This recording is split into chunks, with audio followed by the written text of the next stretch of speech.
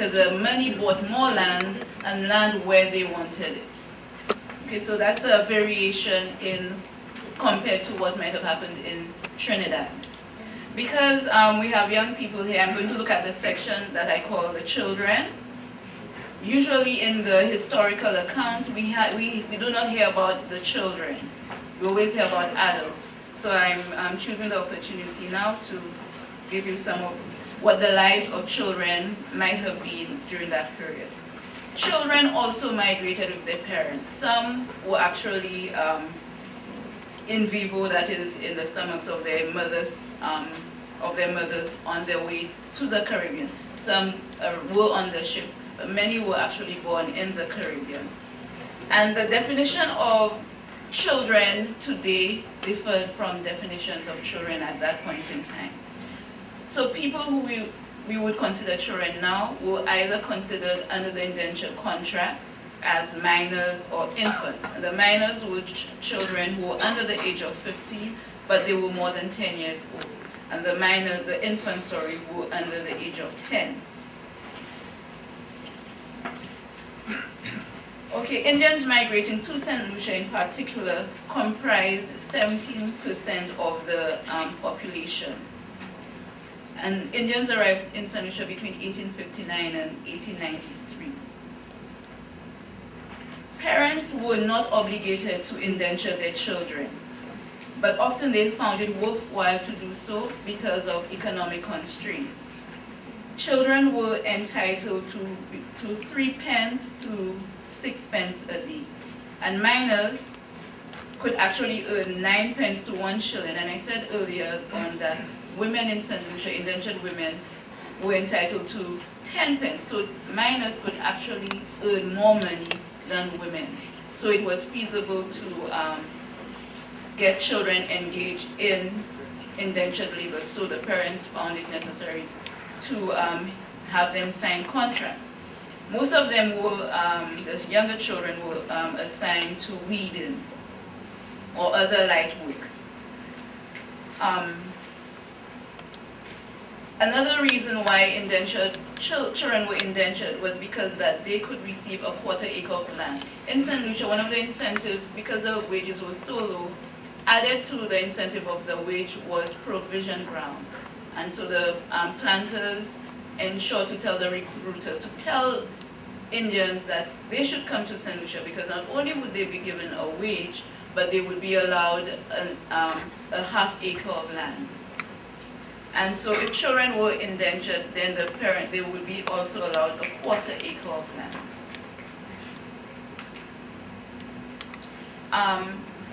Later on in the period, though, 1891, where there were more concerns about the treatment of children in general, children of the laboring class, laws were passed to ensure that children were not indentured. But this came very late. Indentured labor, the last ship arriving in St. Lucia came in 1893, and the last indentured contract was completed in 1903. So this was very late, so not many children were able to get the benefits of the new act. There was also another one which protected the children, and it spoke generally about children being employed in general. So any person who was found employing a child, carrying any heavy load or so on, was liable to a £2 fine or imprisonment for any term which did not go beyond a year. Children were allowed to attend schools. There were the micro schools, which also existed in other parts of the Caribbean, and the denominational schools. In St. Lucia, most of them were Anglican and Roman Catholic. Up to today, most St. Lucia, probably 90% of St. Lucians are Roman Catholic. The Roman Catholic Church was very strong, even during the days of enslavement. So enslaved children actually attended Sunday school. So the same thing applied to Indian children. The Catholic Church used to come in and have Sunday school with them. It wasn't until Reverend Morton from Trinidad was invited by the Protector of Immigrants, who was a Presbyterian. There were a few Presbyterians in St. Lucia. and he invited Morton to come and start a church and school in St. Lucia. And so for the first time, schools for Indian indentured children per se were established, and 4 were constructed mostly on the estates. So you had the Roseau School, which was established on the Crown Land Estate, and you had another school established in Monrepo, and one at Canel, and one in Malvia. And these were the major centers where Indians were located in St. Lucia at the time. Although the schools were basically for Indian children, you found a lot of Afro-St. Lucians attending, and also children from other islands, because there were a lot of students from the Leeward Islands and Barbados in St. Lucia on the estates at the time. And the reason why you found a lot of African-descended children at those schools was because you still had a lot of, most estates in St. Lucia probably had about 10 Indians. During the period when the schools were established, you had some estates which might have at least 50, 60, some 100. But you still had a lot of Africans on the estates also, so the parents would have sent their children to school. And the subjects which they were taught was English history, geography, scripture history, all of history, elements of religious knowledge, and arithmetic. An orphanage was opened up for Indian children in 1891, and this was started on the initiative of a Creole woman who saw the need because of the high mortality rate among Indians. A lot of children were left destitute, and the government made no effort to try to locate families in India. And so this woman decided that she would start the orphanage, and the government paid a stipend to her to take care of those children. This orphanage was located in the capital city, and the children were sent to the schools in Castries. So from early on, these children had an urban upbringing, and they would have interacted a lot with Afro-St. Lucians. And when they were old enough, they were sent to work with affluent families as domestics and tradesmen. Generally, we look at gender issues, and we always look at it in terms of how women were affected by the imbalance in the number between the sexes. But we generally don't think about how the children were affected. And I'm just going to point to one murder case where this man, Nihal, an Indian, murdered his wife, Harok. And we find that 2 children were involved. And I'm just going to read a little bit from the court proceedings. So Harrok's little boy John was in the room when the murder took place. The boy lived there with her. He seemed frightened. Walcott, who was a constable and a laborer on the estate, he took John and gave him to the Kuli Babu. The infant was a child of the woman. And then there was also a girl child who was a few weeks old.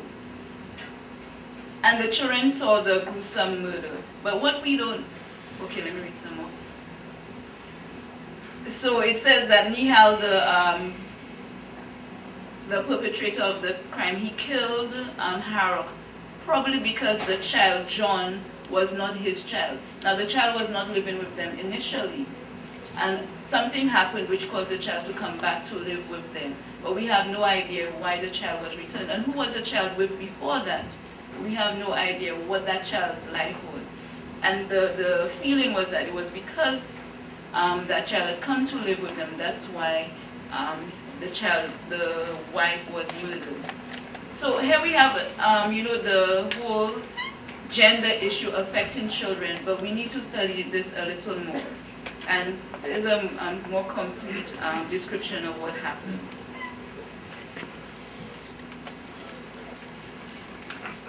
So we do know about lives of the children. Historians don't focus on children. The history is always about adults. But there is scope for us to examine the lives of children, because then they will tell us more about not just the experience, but the psyche of children, and Indian children in this case, growing up in St. Lucia at that point in time. So we don't know who they were sent to live with after this happened and what became of their lives.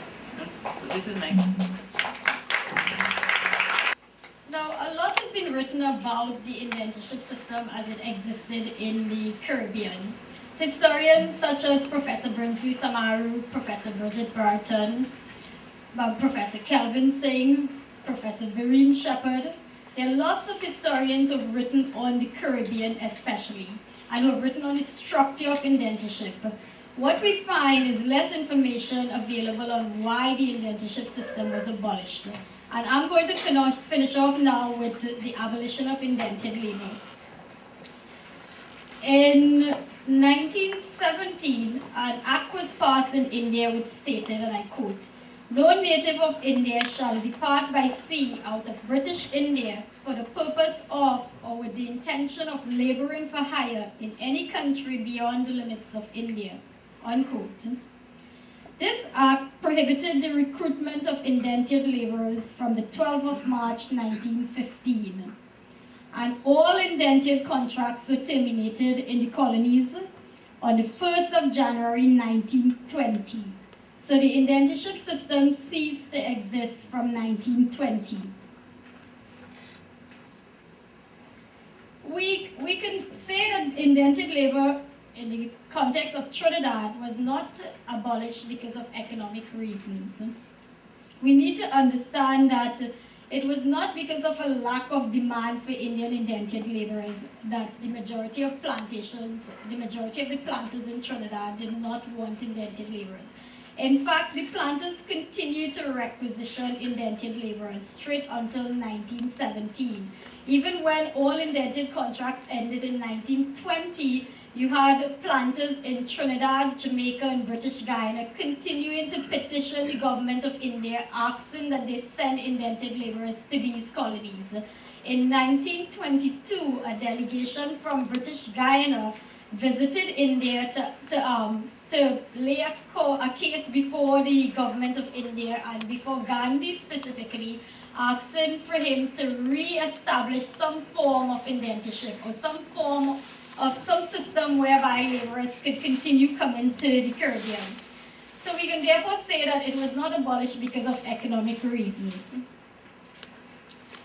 Indentured labor in Trinidad, British Guyana, Jamaica, and Fiji, because in 1917 the system still existed in Fiji, was abolished because of a number of factors. And one of the main things was the resistance by the indentured laborers in the colonies. Throughout the indentureship system, throughout the indentureship period, we saw that indentured laborers themselves resisted the system in various ways. We also had protests by the emerging Indian middle classes in the colonies. And there was a massive wave of protests which occurred in India, Mauritius, South Africa, and Fiji, which eventually led to the complete termination of the system. And let me go back to the indentured laborers themselves. I said that they were engaged in various acts which undermined authority. They did not conform to what was expected of them in the plantation. Many of them defied the colonial authorities in one way or the other. We have heard, I'm sure that most of you would have studied resistance by enslaved Africans. It was the same thing that was happening in the case of the Indian indentured laborers.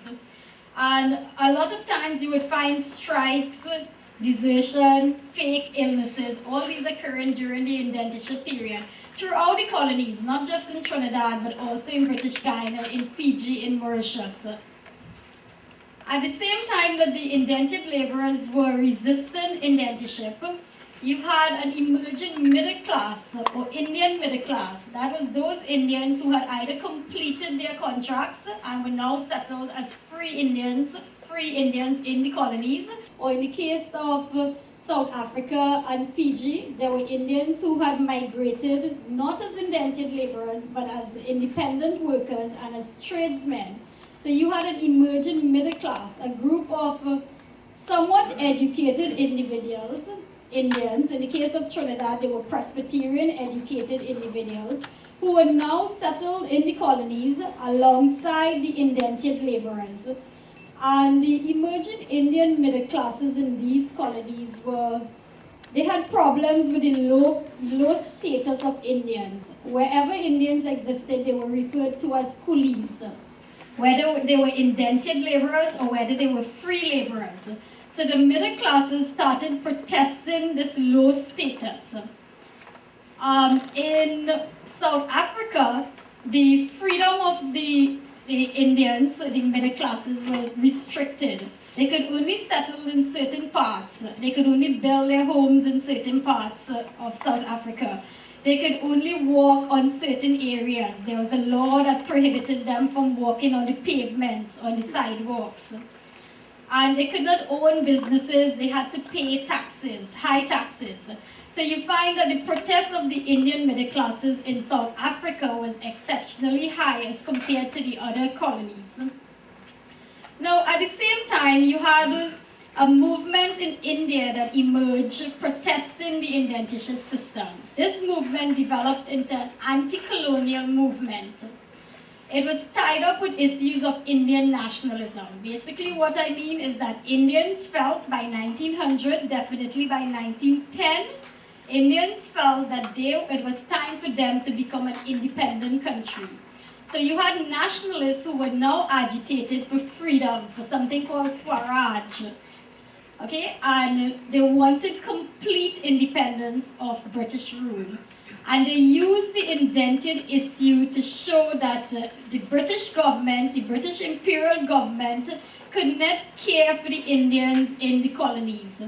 They basically agitated that there were Indian indented laborers who had settled in colonies all over the British Empire, who were living in very inhumane conditions. You know, there was poverty, there was overcrowding in the barracks, there were high cases of rapes of Indian women. So they used all these inhumane conditions to articulate their need or their call for independence.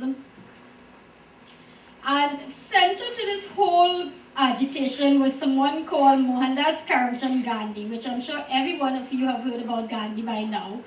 Gandhi had lived in South Africa for 20 years, and he was the editor of the Indian Opinion, Young India, and Harijan. These were all newspapers that he started, and he used these newspapers to write about the grievances of indentured laborers. Gandhi was one of the first Indian, middle-class Indian, who took up the cause of the Indian indentured laborers. And he took up the cause first of the Indian indentured laborers in South Africa.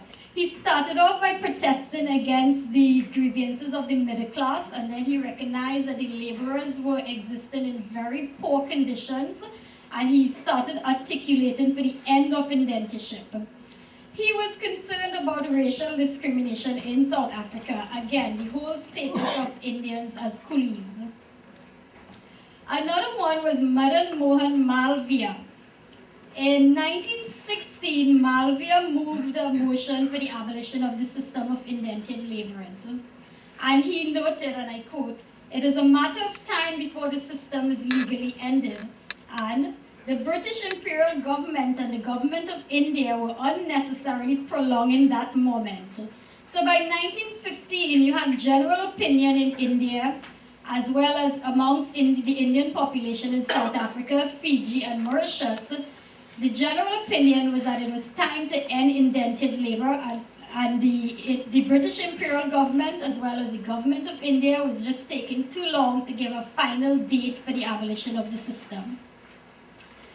Another name that we come across when we talk about abolition is someone called Gopala Krishna Gokhale. Gokhale had also moved a resolution in the House, in the Legislative Assembly in India, and he highlighted all the inhumane conditions, the treatments of Indians throughout the empire.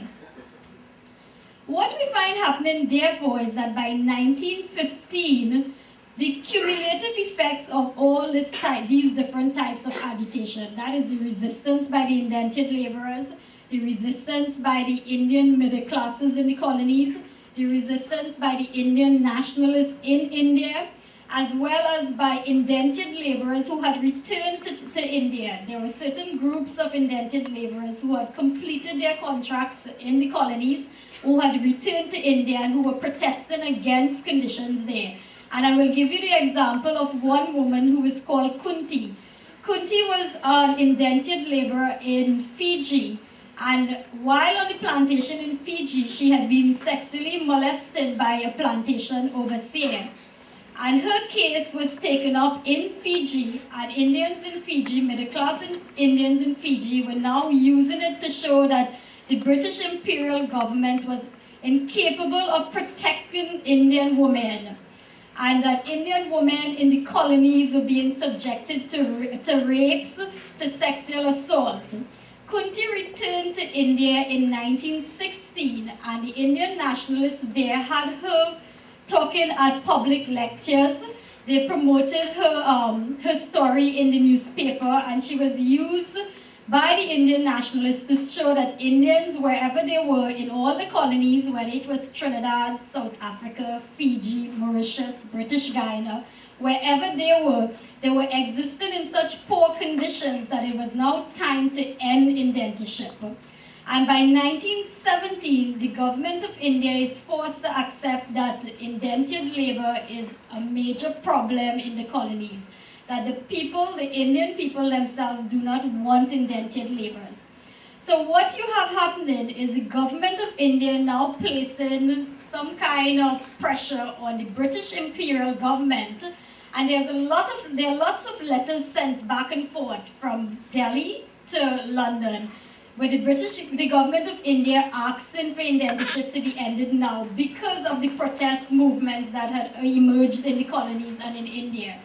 So that by 1917, the British government is forced to accept that the indenture issue is now a major problem in the colonies, that if indentureship continues, then British imperialism in the colonies will be threatened. And so it accelerated the date of the end of the indentureship system, and on 1917, all recruitment of laborers was stopped. Thank you. Hi, Mongol Chapter Group. My friend Obika was making the point about putting the social control aspects of the indenture and the immigrant populations in context. And what I wanted to mention, I have a special interest in Latin America, and the encomienda system of the Spanish regime, the early Spanish colonials, is an interesting parallel to Indian indenture, different times, different places. But the work of the church in trying to manipulate the social control and turn you into the kind of person that the masters wanted, that is a area that I think we need to study. We know increasingly more about Spanish, Latin America, social oppression.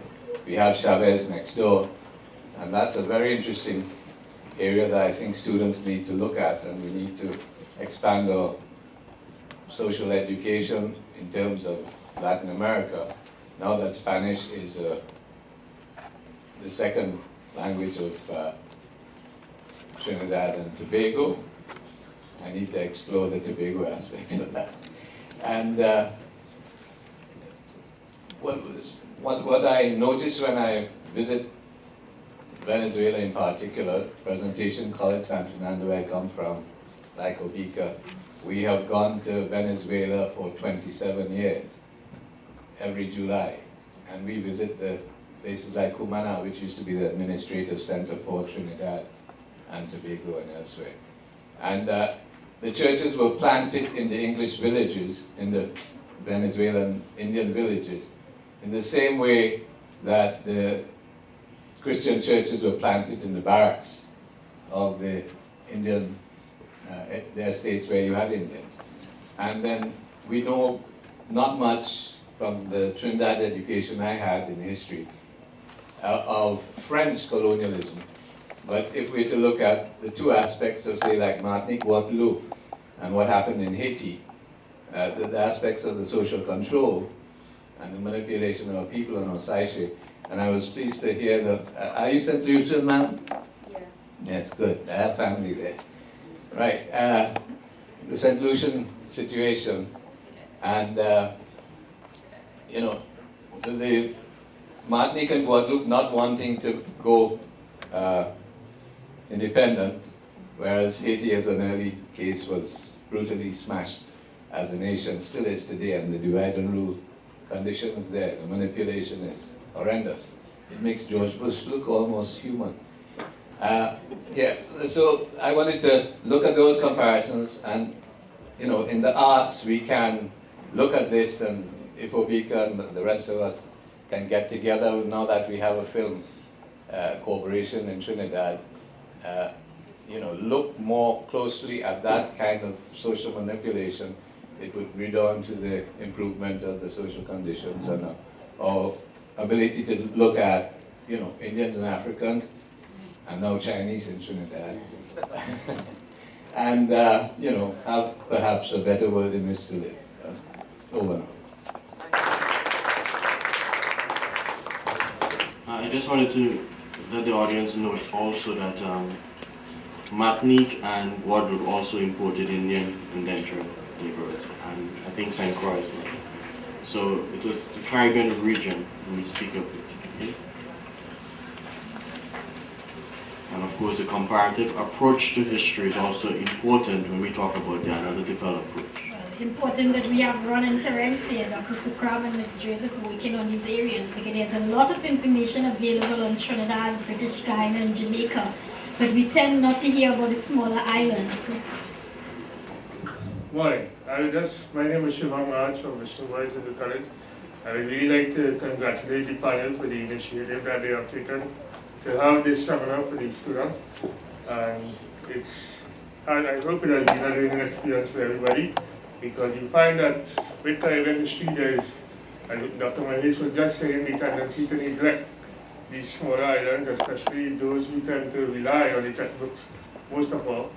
And it was good to see that we have two postgraduate students and one a former lecturer to give us that exposure in the whole concept of looking at Indian indentureship in the smaller islands. So again, congratulations to the panel, and we look forward to more presentations on particular themes in the future. Probably this is a good time to let you look at your programs, and you would observe there's a registration form there that we would like you to complete and leave at the desk when you're leaving. Please note the website and the email address for the young historians of Trinidad and Tobago. You have the email address younghistorianstt@yahoo.com and the website www.younghistorianstt.netfirms.com. Okay? Now, of course, the whole idea here was not just to give you a whole series of empirical evidence to support statements about indentureship in the Caribbean, particularly in Trinidad and St. Lucia, but also to sensitize you to the complicity between knowledge and power. This information will cause you to rethink some things about yourselves, your perception of your identity. So I think it's important that you understand that. We don't want you to just leave here with a set of details. We want you to use those details to come to a better understanding of exactly who you are, your knowledge of identity, and how power relations are weaved by how we construct ourselves in the society. So at this point, if there are no more questions, comments, or concerns, I will ask Ms. Karishma Nahu to give the closing remarks. Morning. The Young Historians Association of Trinidad and Tobago expresses gratitude to the following persons for making our event a success. Our chairperson, Ms. Roseanne Walkers, lecturer at the Department of Liberal Arts Theory, Reggie Siraj for the videotaping, Anand and the LRC technicians, members of the media, our sponsors, John Dickinson Company, Spacey's Printry, Ms. Carmen Subit, Mr. Rajesh C. Prasad and family, and Mrs. Veda Mahis. Also, thank you, representative from the ministry, for attending. And last but not least, thank you, the audience, for attending. Thank you.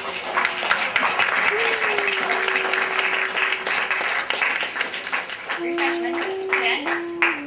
Right, the seminar is now officially closed. We wish all of you a safe journey back to your schools and to your home. And we look forward to your presence at the next seminar.